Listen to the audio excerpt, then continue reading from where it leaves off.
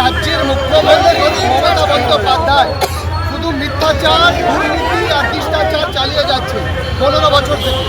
আজকে এই আনএডেড মাদ্রাসা, যে মাদ্রাসা 670 ছিল, আজও অবধি 670 কেন আছে?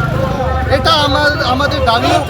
এই দাবিটা নিয়ে আজকে এই রাজ্যের মুখ্যমন্ত্রী মমতা বন্দ্যোপাধ্যায়কে নবান্ন অভিযানে মাদ্রাসার আন্দোলনে মিমের তরফ থেকে, অল ইন্ডিয়া মজলিস ইত্তেহাদুল মুসলিমিনের তরফ থেকে ব্যারিস্টার আসাদুদ্দিন ওয়াইসি সাহেবের নির্দেশে আজকে আমরা এই আন্দোলনে অংশগ্রহণ করেছি।